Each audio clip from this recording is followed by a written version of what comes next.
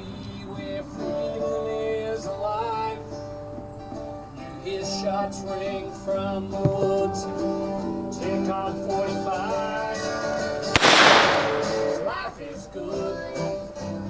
Never any problems. There's comments here in Nashville. In the land of the free. He's always shaking down in the woods. If he could, his life is good. He wouldn't leave you even if he could. His life is good.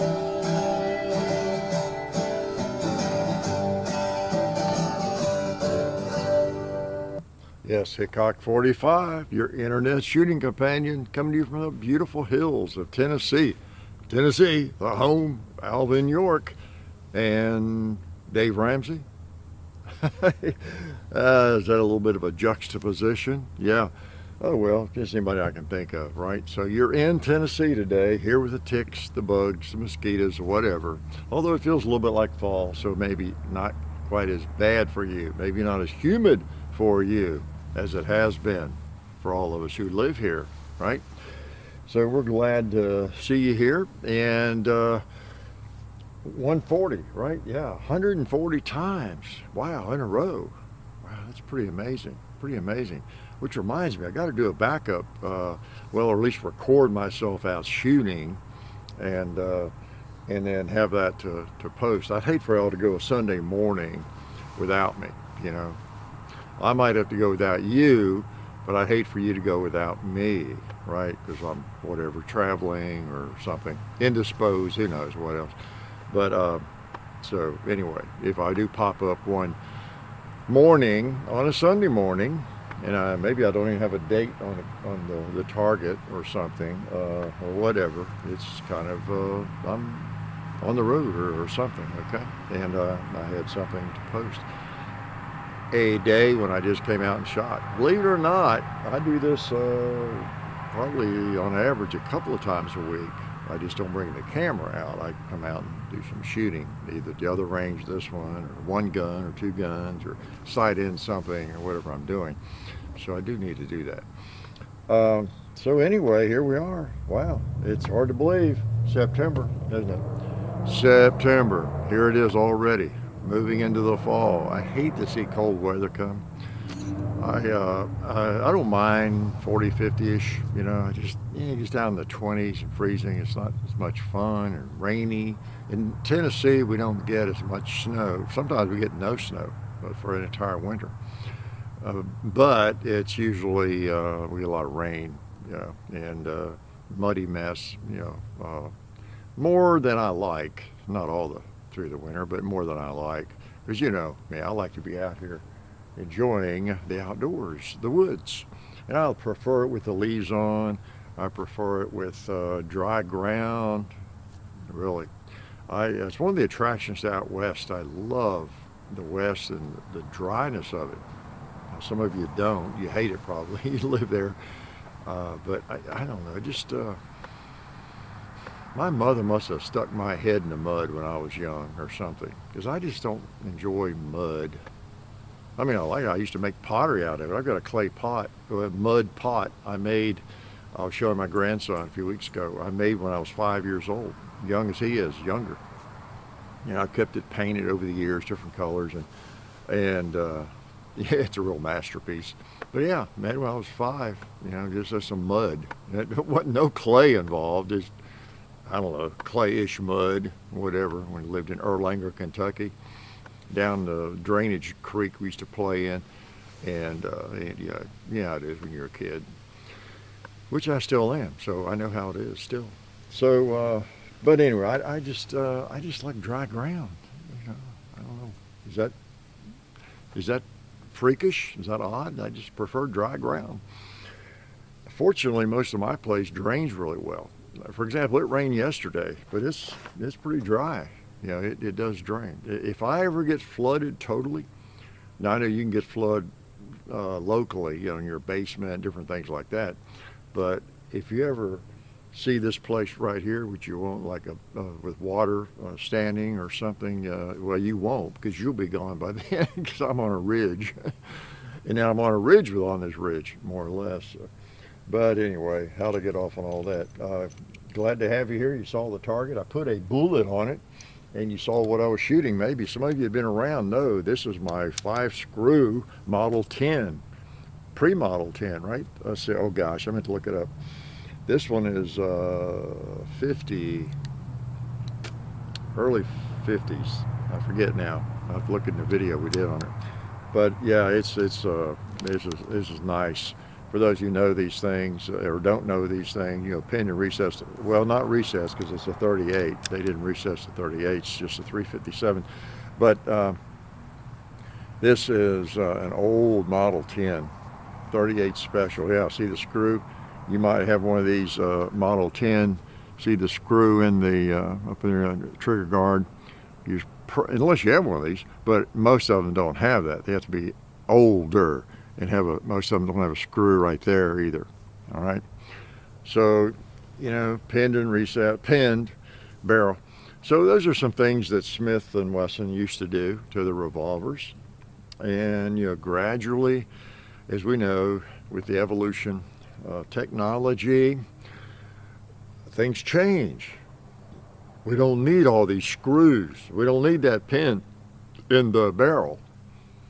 We don't need those recessed chambers, actually cylinder, which this one didn't have. Or do we? Or is it just a way to save money, to cut costs? That's the big question, isn't it? If you're the manufacturer, if I'm Smith & Wesson, Colt, or whoever it is, and I figure out a way to make my product less expensively, otherwise known as cheaper, and I think it's just as good, I'm going to extol the virtues of how much better it might be, how much stronger it might even be without the pin barrel and without all these screws that just are a waste of money and time and manufacturing. Don't need to be there and all that kind of thing. So, you know, it's a thing.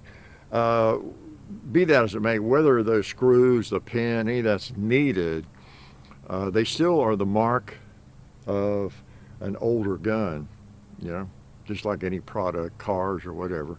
Things they used to do that make them what they were, you know, and a lot of ways make them more collectible, more expensive, maybe stronger, maybe better. I don't know. This is nice though. This sucker is, it's like a new, back one of the guys at Jolton Gun Shop years ago, back where it used to have my gun shipped into there. I've gone through about 4 different shops, but good guys work there, and I still know them, but they went out of business for various reasons. And one of the owners or managers had this, kind of guys that worked there, and they were showing it to me one day. I think he just bought it maybe from somebody, I don't recall. And I said, oh man, that's a sweetie. What do you take for it? You know, and so we worked a deal. I bought it from him right away. Because Model 10, this is the classic firearm. This is it. This is the police gun for a long, long, long time, right? This, or a police posse. There are others, Colt made, everything, kind of load it and shoot it again while I'm yakking about it. But 38 special, and then plus, you know, as I think was it last week I was talking about how we get wrapped around the axle about calibers and power factors. This bullet's better than that one, and this caliber's better, and you're not even armed if all you have is a 40, you know, or whatever it might be. Back before the internet days, and maybe so many gun magazines and so many, writers and bloggers, YouTubers and everybody else that needed to get attention and clicks, there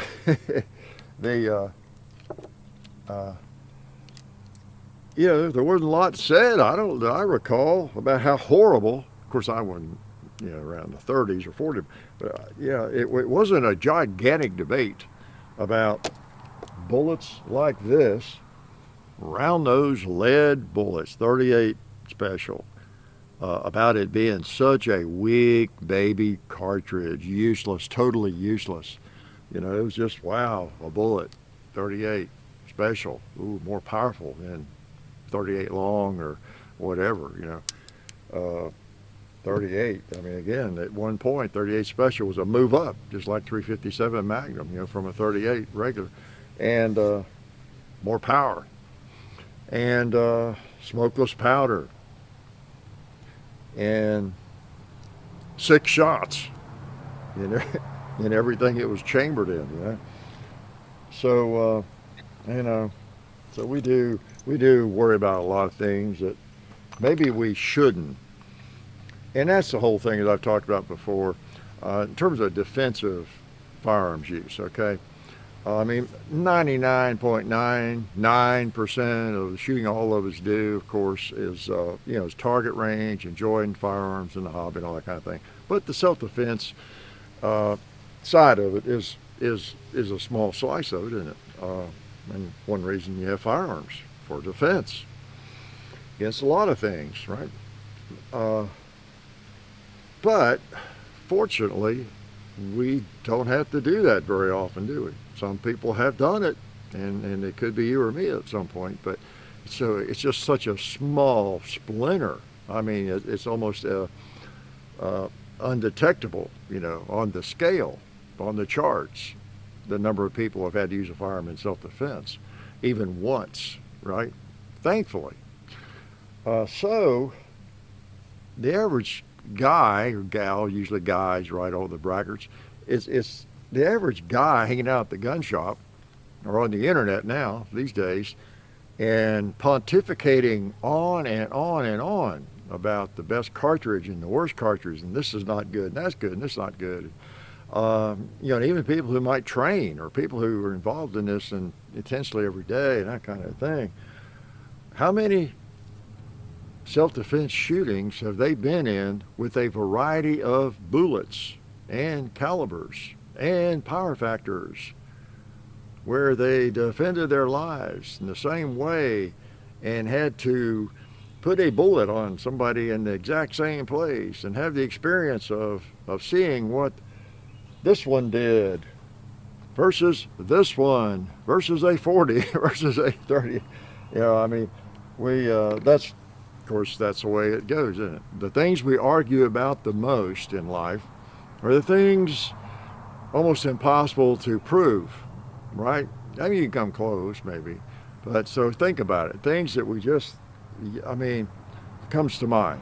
Politics, religion, best bullet, best cartridge, best caliber, right? Why? Because you can't definitively prove any of that, hardly. You can come close, but maybe on some of it. But so, consequently, we get to argue about it and pontificate all day long on the internet about it if we want to, or in person. I might pontificate right now. Tell you this round-nosed 158 grain lead bullet is the best thing since sliced bread. See what it does to paper? Puts a hole in it. See what it does to the gong?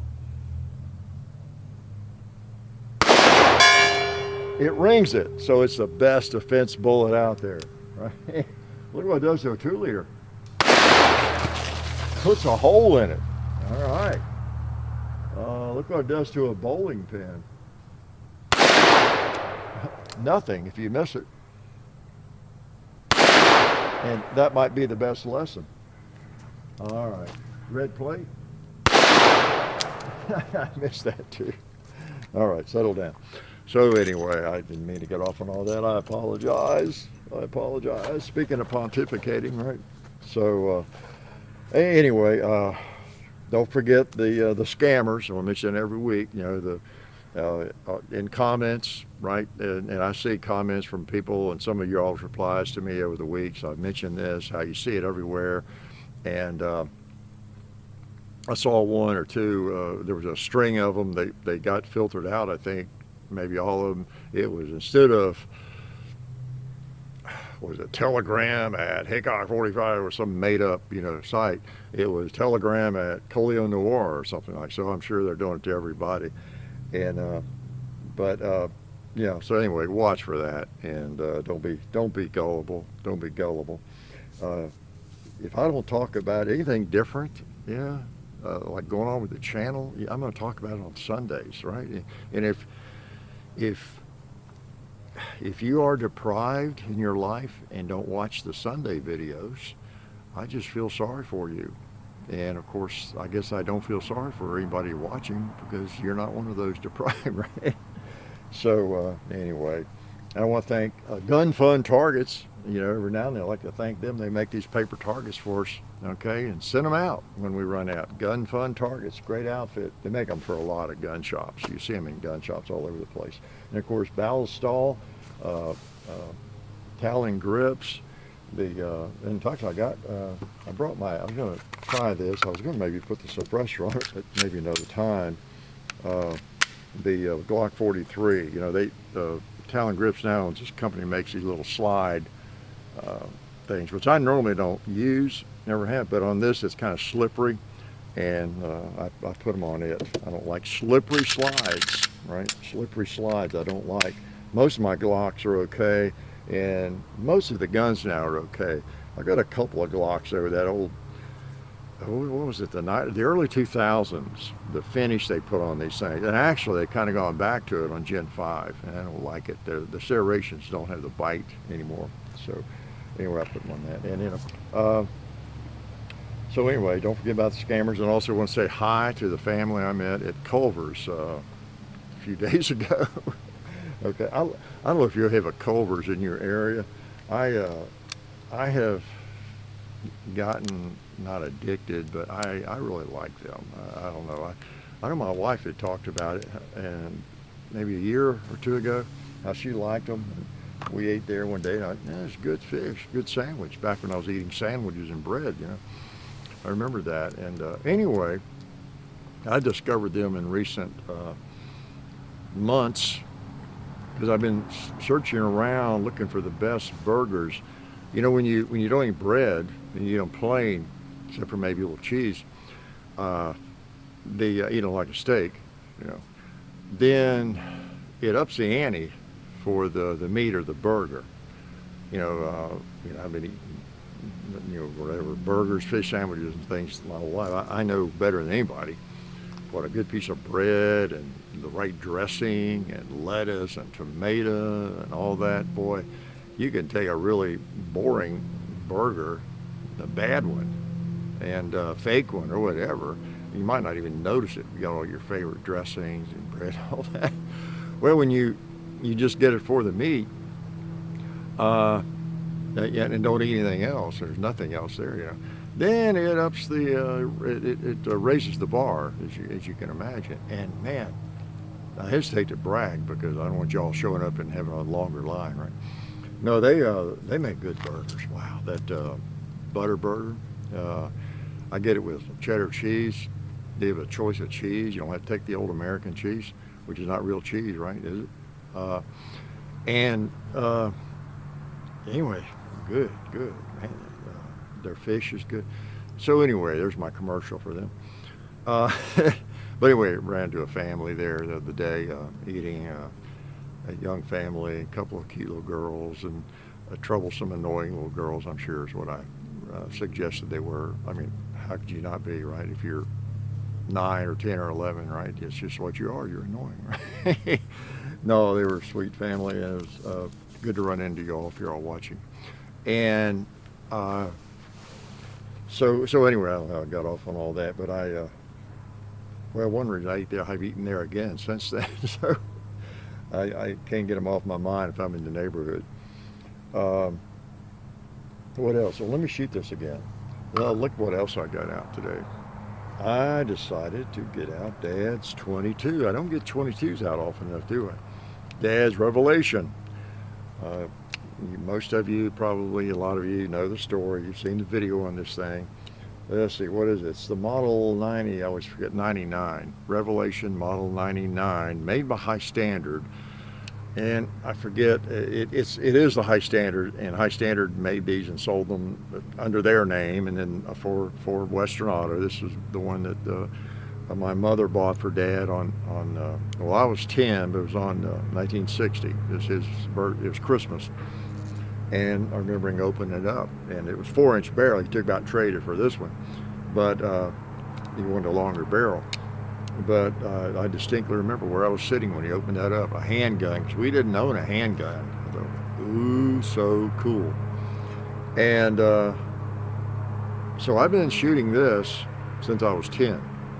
Still can't hit with it. No, I can't. And so I brought it out today. I got to keep it going. You got to keep things going for people that aren't here to keep them going, right? And it's always been a special firearm. Maybe the most, I don't know, his 357 Magnum, he really liked too, as well as the rifle I had, the Ward's Western Field. But anyway, shoot the 22 for Dad, as long as I can. And maybe John will shoot it for me. Keep it going. We'll shoot the target. Yeah, still accurate. Went right through the same holes. See if it'll still put one on the gong. I heard it. All right, that's for you, Dad. Let's pop a 2-liter for him. How about that orange one? How about a cowboy? Yeah, Dad was a cowboy. He loved cowboy, the westerns. And that's, well, everybody did back then, all the men and all the women, and we'd watch them together. So, still shoots fine. Great gun. Speaking of that, I had a couple of things I'd made a note of. Continuing our segment on guns in the movies or on TV and all that kind of thing, or problems with guns in the movies, or myths, or whatever, mistakes, that you see. One of them was in, that one I can't remember 100%. It was either a movie, a Audie Murphy movie or something I was watching, or it was The Rifleman. I think it was The Rifleman. I'm going to guess The Rifleman. Maybe you all remember, because it was just on recently within the last couple of weeks. But the thing that made it so noticeable was someone had a I don't know, I was working and watching at the same time, I guess, but a percussion revolver came into the picture, and it was either a gift or someone found, I forget the exact situation.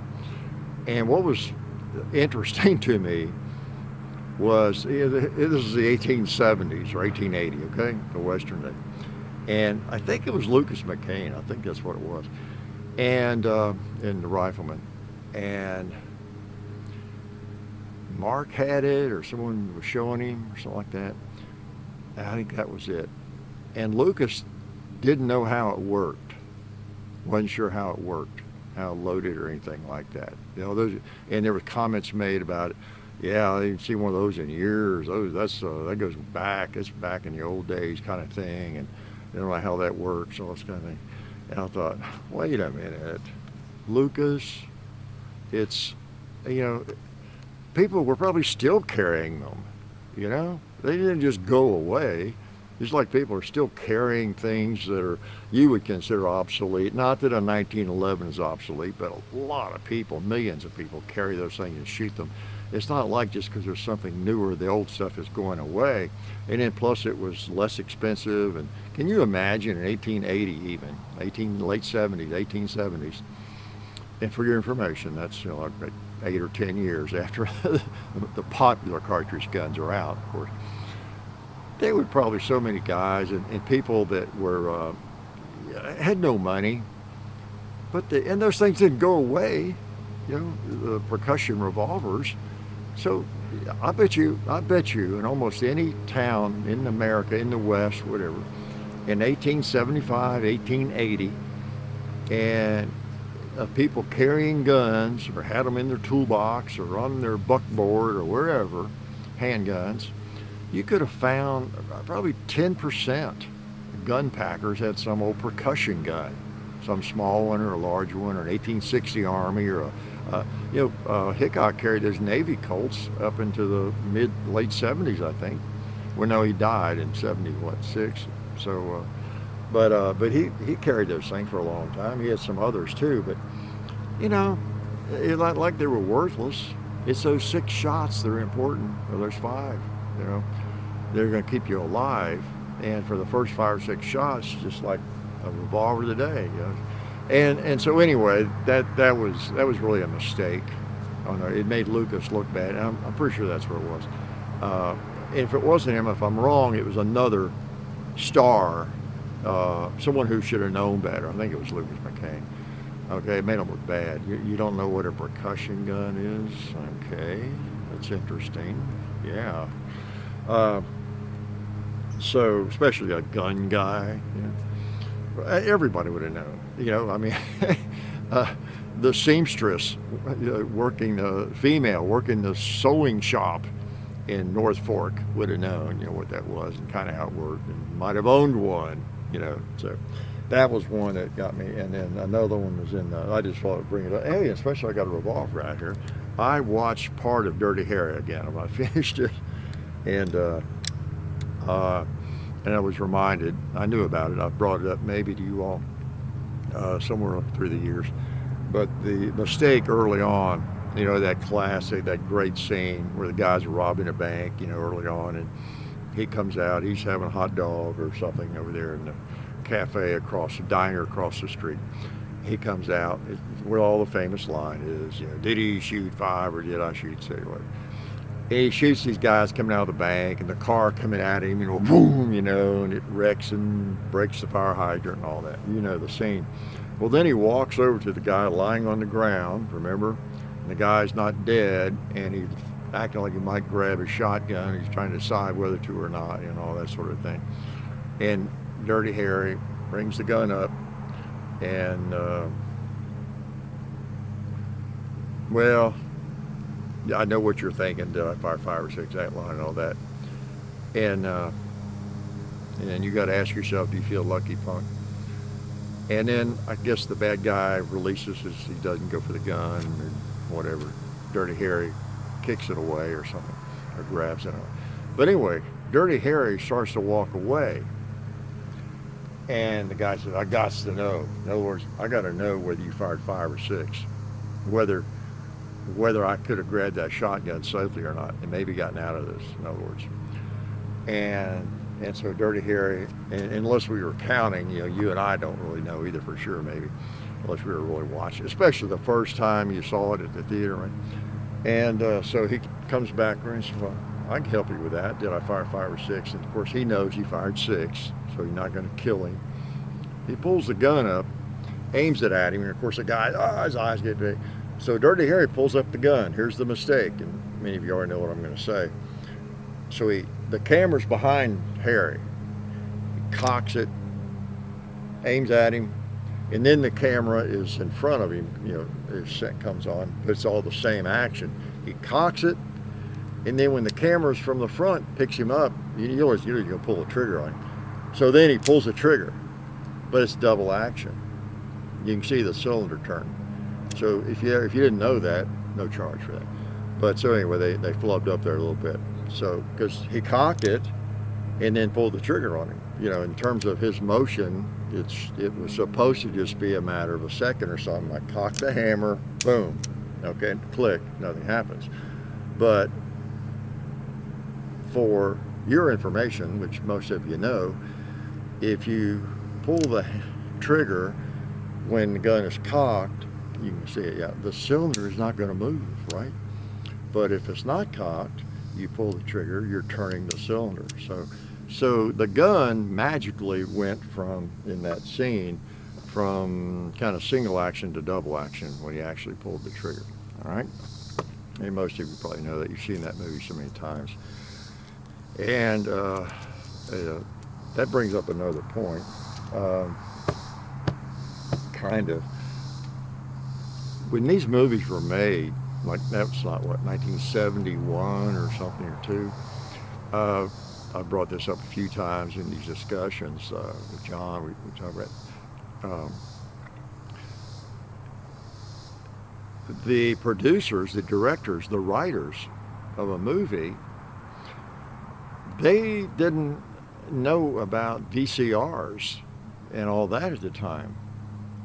They weren't planning for people to be seeing these movies over and over, the same person, studying them, having the ability to study them, or just to see them so many times. You know how it is. You see a movie the second or third time, you say, oh, I just noticed that. You know. Whereas, you know, when it's just at the theater, you know, you go see it once, you might see it a few years later on TV when it comes out on Saturday afternoon or something back in the day, or you might even go to the theater and see it twice, who knows. But you didn't have the ability to watch it 5 times, watch it every 6 months, watch it every year, or just rewind, maybe more importantly. Rewind, oh, I want to see that scene again. Oh, yeah, I love that scene. Rewind. You know, oh, look, yeah, they signaled a double action. They messed up there. You know, or look at that phone in the background. It's got Pacific Bell on it. They're supposed to be in New York, you know, like Die Hard. Something like that, you know, was not caught as easily. And so you can imagine it wasn't as much maybe on the writer's mind, the screenwriter's mind, and even the director or whatever.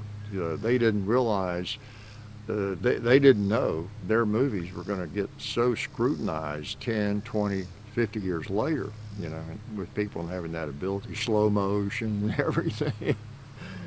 So that's something that, you know, they have to think about now. They got to get that background right. They can't fudge on that kind of stuff, can they? And then the other one is, I had a note on was Breaking Bad. I went back through Breaking Bad recently, okay? That's quite a project. All those seasons, 5 seasons, Breaking Bad. Great series. It has its tedious moments. It's annoying places, I always tell people. You know, some of the stuff with Jesse, his druggy friends, and even Walt's wife, and some of that stuff, and they're never getting along for obvious reasons, but some of that can be a little annoying. All right, so be aware of that if you've not seen it. But in total, it's just a masterpiece of a series.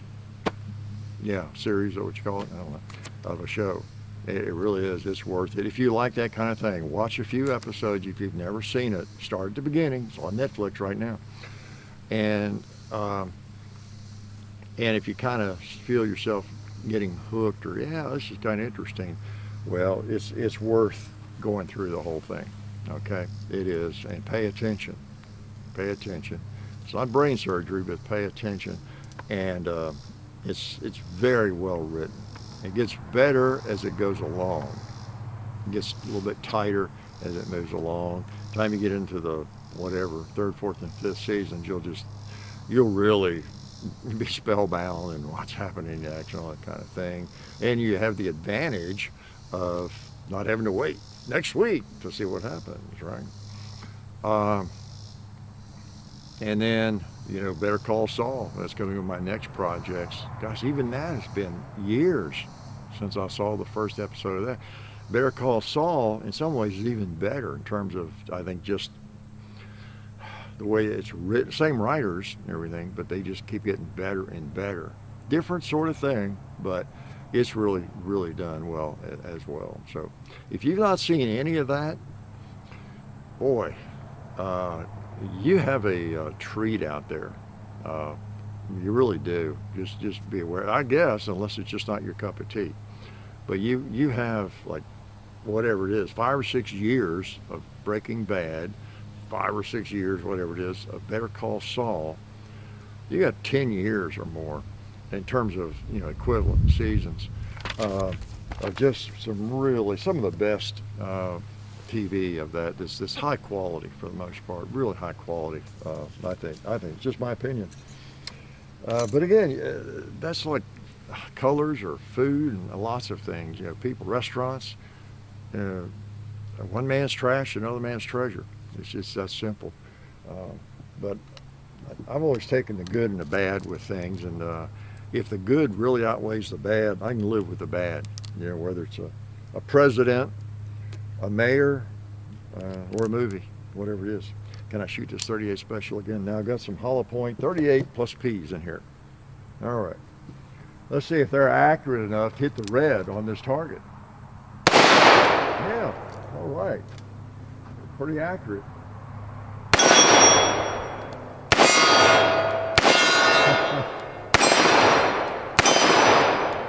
Click. Oh boy, nice old Model 10. Sweet, sweet, sweet, sweet. These are a couple of classics in a lot of ways, you know. A couple of good old blued revolvers. I guess this Revelation, yeah, it's blued, I think. Has an alloy frame, but you know, it's nice.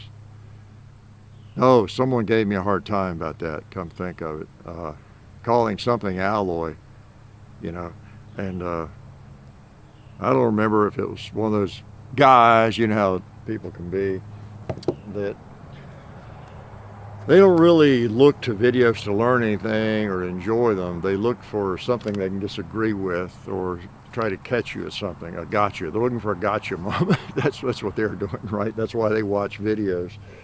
And they don't even make videos, but they live to get you or me. But yeah, okay, yeah. I know, went into some long discussion about metal and how all metals and steel are alloy, and this is an alloy, and this is a mixture too, and stainless steel is a mixture of this and that. It's an alloy. Da, da, da. Okay, all right, I got you. Relax. So everything essentially almost is an alloy. Got you. But guess what? When someone talks about a firearms frame and receiver being alloy, what do you think they mean if you know guns? They mean aluminum alloy, okay, rather than a steel frame, okay? So, speaking of that, let's shoot this alloy frame Revelation, okay? Oh boy. So anyway, there's my little diatribe on Breaking Bad, some of that. Interesting characters. Oh, most of them are dysfunctional. Of course, that's what makes a good TV show or movie, right? You got to have a lot of dysfunctional characters. It does pose some interesting questions. You know, if you watch Breaking Bad and you have watched it, then it does beg the question, doesn't it? Who are the worst? Now, obviously, you know, you got the cutthroats or the bad guys, but I mean, of say Walter and Jesse, Mike, but Walter and Jesse. Who really is the bad guy? Who's the worst? Jesse or Walter? You know, that kind of thing. What are their motivations? What is it with Walt? Is he like the worst human on the planet? Does he have any saving characteristics? Thinking about his motivations and all that. It's an interesting character study, really, both of them. And they're both, you know, kind of out of their minds at times. So. But anyway, many of you have seen that, know what I'm talking about. All right, let's shoot something.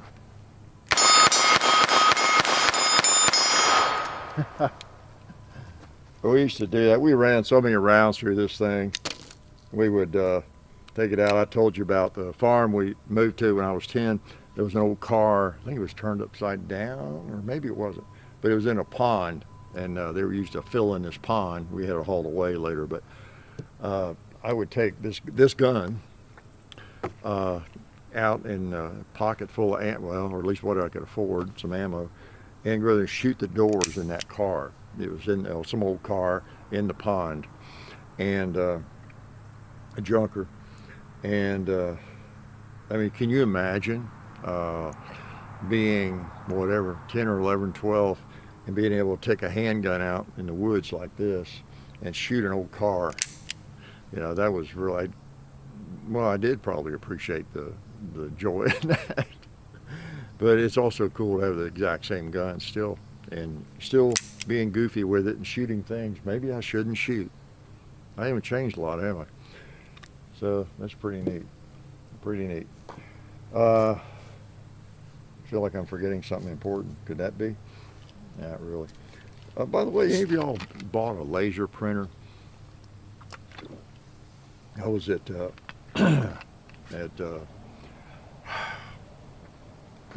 what's that place? Best Buy. just yesterday, and I was getting ink cartridges. I used to order them online, ink cartridges for my inkjet printer, and I have been burned a few times. Didn't save receipts. I mean, lots of them just don't work. Made in China or somewhere, don't work. So even if they're more expensive, I go into a store, Target or whoever has them, Best Buy, I buy them, and boy, I hang on to that receipt. I put it in the bag with the cardboard from that printer cartridge, and I guarantee I'm not getting burned again on that. That thing is going back if it doesn't work. But anyway, I was noticing, I got this, was it a HP 120 or something? It's one of those flat ones, you know, and you lift it up and it's got the scanner in there. It's the best printer I've ever had. And I like the way it's so simple. Scan, lift up, lay it on there. It's not complicated. And I've had it, I don't know how long. It may be, well, I'll tell you what, I bought it when I quit teaching. Yeah, because I didn't have access to a printer. So it's been like 10 years, 8, 9, 10 years. I've had that thing and used it extensively. And knock on wood, and it keeps cranking. But I know it's going to go out one of these days. Gosh. But it's been a great printer, and I like it. I'd just be happy if it keeps going where it's going. But I was thinking if it does go out on me, are the laser jets, you know, are they feasible? Are they less expensive, like per copy? Or I mean, I know they're more expensive. I saw one like $580, $700. I just wonder with the cartridges and the ink and all that, if they make sense. Are they problematic? I had them, of course, at work, and they seem to do pretty well. But that's been a long time.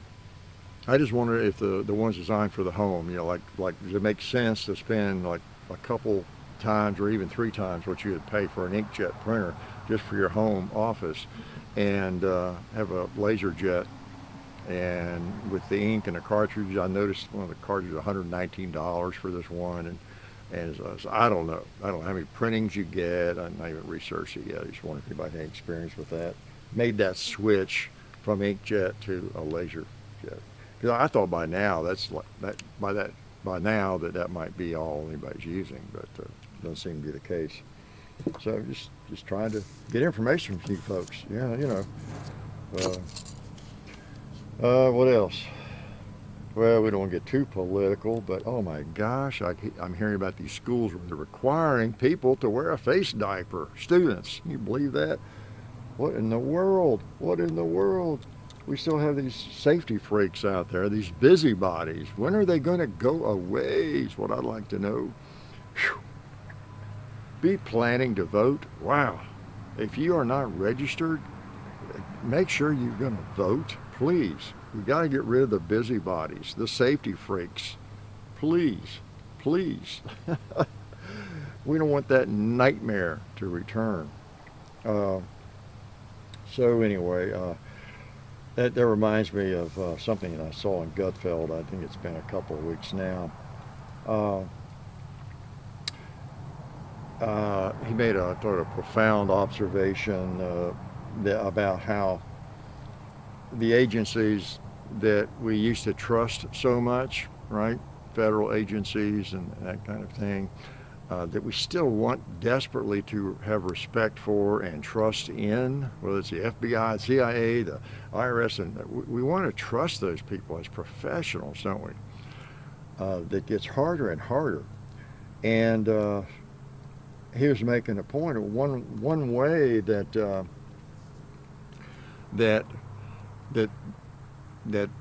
government forces try to keep us from criticizing them is by painting you as a wacko if you question anything, right? If you question these agencies, then you're just a wacko. You're some kind of extremist or something. And it's so true, and we really cannot be intimidated, because most of us are patriotic Americans, right? Watching, or patriotic where you live, but if you're in this country, you're probably fairly patriotic, and you want to be even more patriotic. And part of being patriotic is questioning, of course, the government, right? We are in charge. We are in charge. That's how the Constitution is written. And so we should question everything basically, and not allow them to try to squelch our voice, right? Duh. Then we're not in charge, right? That's the case. Just anyway, put that out there. Okay, what do I shoot now? Oh, you know what? Yeah, man, I'm getting all these dirty. I think I'll hold off on the Model 41 and next time. I want to test this Shield Arms mag some more anyway, and so I'll do that another time. How's that? All right. So, what should I shoot? How about the 38 a little more? I'm gonna have another round of this fine lead ammo. Yeah, it's 158 grain. Some of you didn't know that maybe, if you're younger, but that's the classic loading for 150 for 38 special for decades and decades and decades. 158 grain lead bullet, round nose. This is federal. They still make this, you know. Now it's not their defensive line, of course, but it's, what does it matter? You're just shooting at targets, right? It makes no difference. Except, as I had pointed out before, you ideally want to have range ammo that equals or comes really close to what you carry in terms of the feel, the recoil, and even the point of impact. I mean, ideally, it's exactly the same. That'd be ideal, right? You know, it's not a catastrophe if it's just a sort of almost the same, but the closer the better. The thing that doesn't matter really in the least on your range ammo is the configuration really of the bullet, probably, right? Okay. Speaking of that,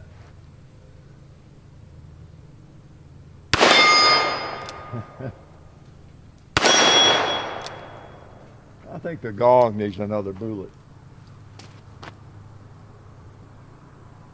Oh man. I love that delay. Let's see if there's a similar delay on the paper. That was pretty quick, actually. It didn't take long, did it? I could tell from the sound of it ripping through the paper. It was just a microsecond, right?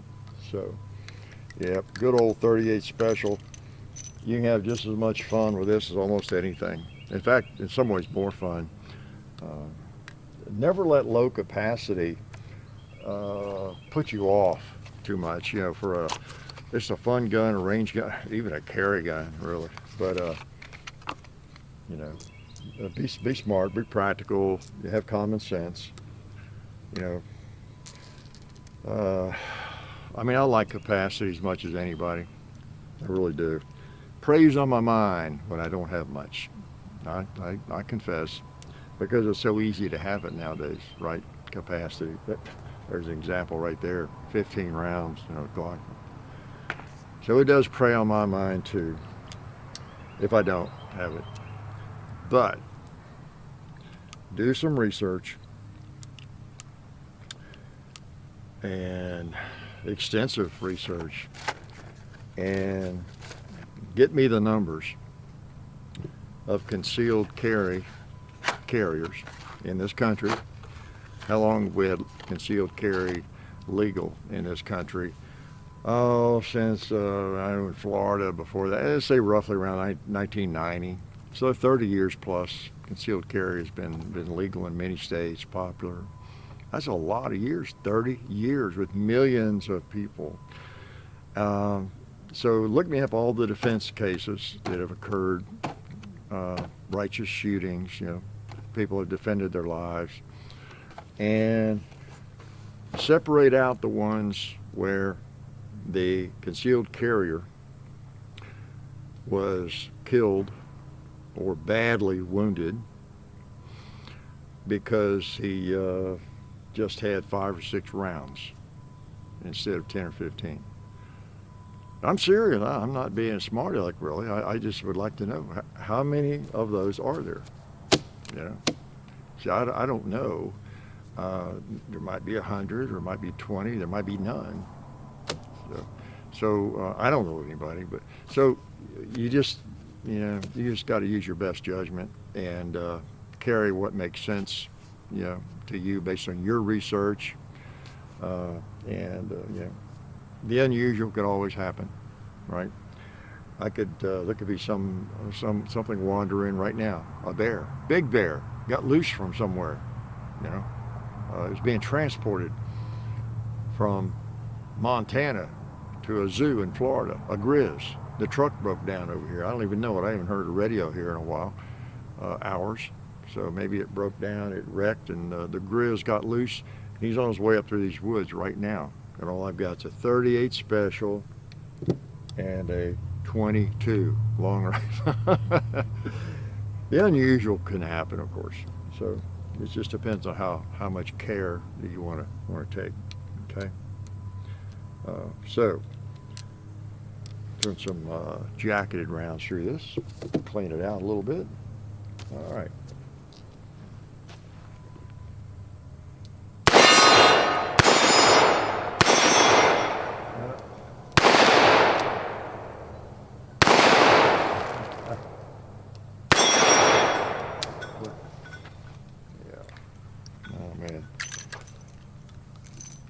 So I would feel pretty well armed with this thing right here. Maybe a cross draw. Got my 38 special. Boom. I'm ready. 6 shots at least. Okay. Speed loader. 6 more. A gun is a gun. Gun is a gun. All right. Did I give advice? I better give some advice for young people before I get out of here.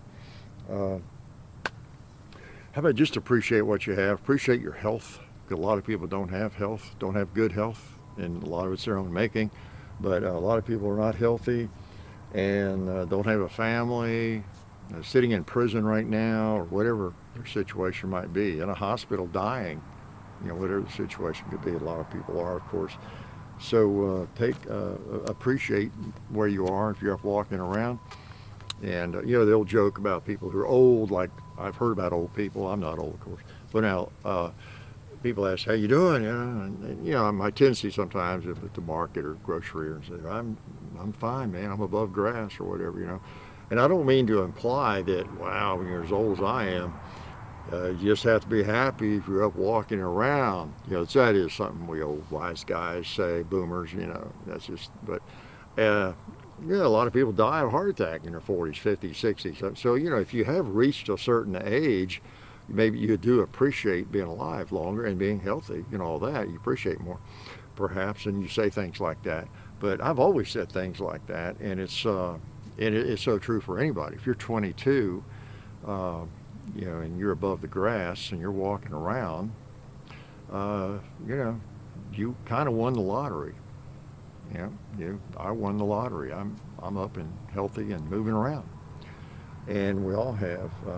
So I saw watching a video of somebody recently, and they were making the point that 150,000, which I'm sure that was probably done the research, so it was give or take, 150,000 people in this country die every day, and the way he phrased it, 150,000 people will take their last breath today.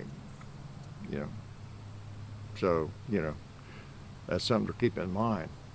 150,000 people are taking their last breath today, and so far that does not include you or me, right? It might, some of us, you never know.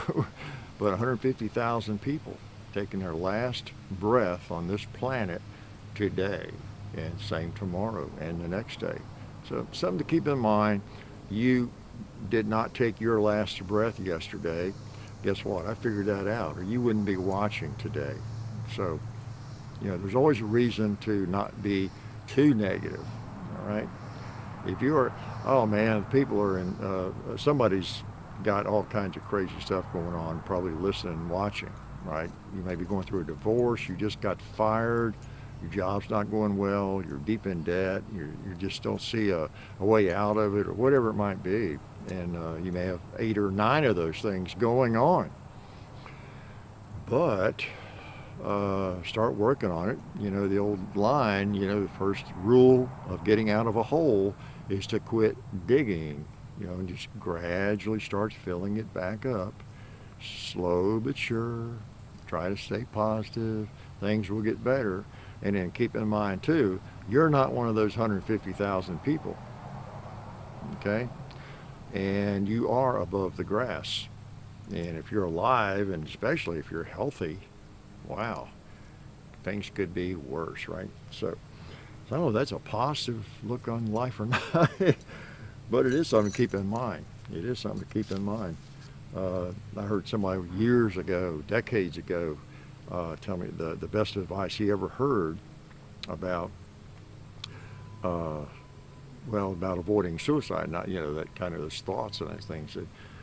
That's always, someone told him that, that's always something you can put off another day, yeah.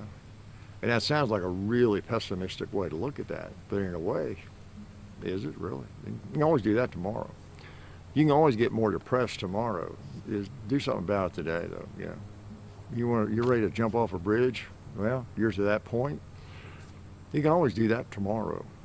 And tomorrow, just same thing, you know. You can always do that next week or tomorrow, you know. You can always do that, you know. But meanwhile, quit digging the hole. Start doing something about it. See, I don't look at that as negative. I look at that as positive, right? So anyway, I'm going to let you go. Yak too much. Can I shoot Dad's gun one more time, though? Yeah, I got about enough to load it here, already dumped out, so let's load it up. And again, oh, by the way, help me with the scammers. When you see those scammers, report them. Well, I don't know if you should reply to them or not. You don't want to click on them, but you could reply with a big, I don't know, I guess a warning or something. You know, this is an idiot above here. You know, the scammers, report. You know, alert Will Robinson or something. Alert gullible people. This is a scam. You know, really, have some fun with them. Just report them, delete them, and I copied one, pasted it as I think as a pinned comment, and just said something. This is a kind of idiocy now you got to watch out for. You know, whatever, just make people aware of it. Okay, have some fun with them. Make it very, very non-productive for them. How's that? I'm just going to shoot this paper. I'm going to pick out that SDI badge and pull it full of holes. Hey, not bad for, let's see, I mean, it's way, it still operates. Not bad for, let's see, 40, 60 years. 62 years old. That's a pretty old gun. 62. Well, it's not nearly as old as a lot of guns I have. Maybe you have some older than that too. I have some really old. But it seems older. Why? It seems like a really old gun to me. Why? Because I've been with it since it was new. In fact, this is the oldest firearm, come to think of it, that I have aged along with. I have witnessed every year of its aging. Is that the way to say that? Okay.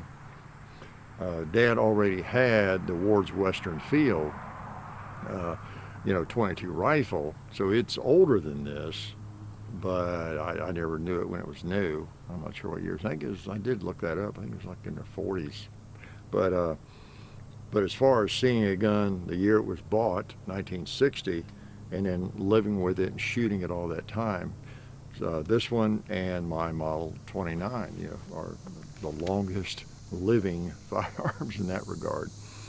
Okay, so 62 years. I've been shooting this gun for 62 years. Maybe that's why I like shooting. I was just noticing the woods, and yeah, it's yeah, not my lungs, but almost getting clogged up a little bit here because of the smoke. It smells good though to me. In my part of the world, I mentioned this before. I don't know if you can notice it or see it. Probably not. I can see it with the sun and the woods a little bit. Yeah, especially up in those trees. But you might be able to see it behind me a little bit. I think not. You've got to be where the light's right and the sun coming through. But in my part of the country, they still grow enough tobacco, and it's the dark fired brand, and they put it in the barns, and then they build a fire in there, hickory or something, and fire it. I don't know. And so it's very, very common. You maybe travel through Tennessee or the South, different areas where they do that. And you've seen the barns smoking. It looks like they're on fire. I'm sure some of these farmers get people stopping by all the time. The barn's on fire. But it's not. They've got stoves in there, I guess, and they smoke that tobacco after they put it in a barn. Really for a period of weeks, I think. And anyway, there's a barn right down the road here. There's several up that way, and I think it's hickory, and I just like the smell of it. It's a blend of the hickory, the smoke, and the tobacco a little bit. It smells more just like hickory burning, a little tobacco too, maybe. My wife doesn't like it. I love it. I love it. It's the smell of fall, and it's like a campfire. You know how it is when someone builds a fire outside, a campfire.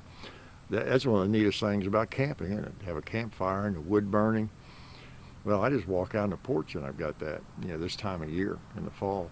I used to do a lot of bicycling back through some of the back roads here, and this time of year was my favorite, bicycling along and smelling, and, the smoke. Yeah, I mean, it's thick enough you can see it a lot of times. And you can bypass a barn that's on fire, and I'm sure it bothers some people. It doesn't bother me. I like it. So you never know what kind of little cultural tidbit you're going to get, right? So I will see you next Sunday. I got a lot of things coming up. I'll have to jump in early next week. But it's good to visit with you. It really is. Appreciate you watching videos. Hope you saw what we did this week. I make a note of it just to remind you, like the Daniel Defense, rifle. John did. Cool thing, big old 308. I've never been, I thought at one time I was going to buy that exact rifle. I looked at it, I know at the NRA meeting or SHOT Show, and I thought, this is cool, man. Of the AR-10s, at least at the time, I think I liked this one the best. But I don't know. I have never bitten on that. The biggest I've gotten is that 6.8, which I need to get out, the LWRC. The 6.8 SPC, but I don't know, in 308 for some reason, it's not going to be something I'm going to head for the hills with.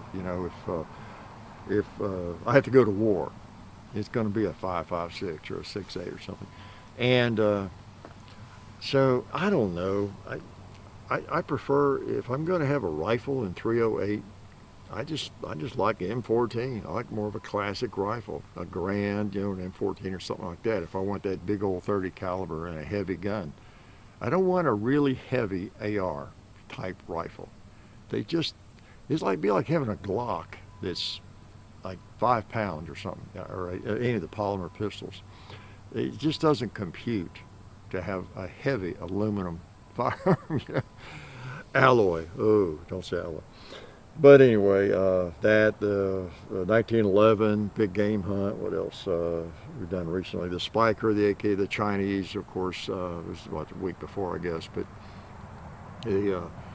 it's funny. You still see a lot of people. You can't get around the fact that we don't like everything being made in China, right? So it doesn't matter if you bring out a classic firearm that was made there back in the 80s or whatever, and it might be one of the very best AKs ever made on the planet. It just doesn't matter. It's still made in China, right? I get that, but boy, if you've ever held one, took it apart and studied it, you know what I'm talking about.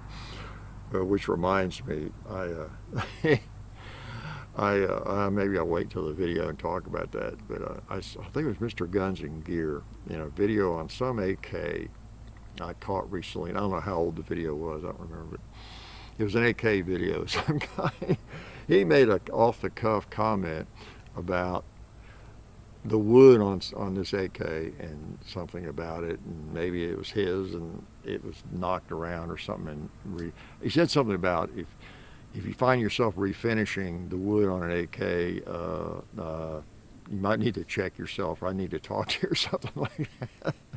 You know, in other words, trying to, I guess, making an AK more presentable or pretty or whatever it was. If you find yourself refinishing the wood on an AK, it was funny because when I heard that, I thought, oh yeah, okay, that's me, believe it or not. And I'll talk more about that sometime. But yeah, it was funny because it hadn't been a month ago that I was doing a lot of refinishing on some AK wood.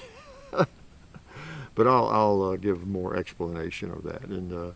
And he's right. An AK, in a way, it's an ugly kind of gun. It's kind of like polishing the polymer on your Glock or something. They would say. I got his point, you know, or washing the wheels on your tractor. You know, it's kind of what it is.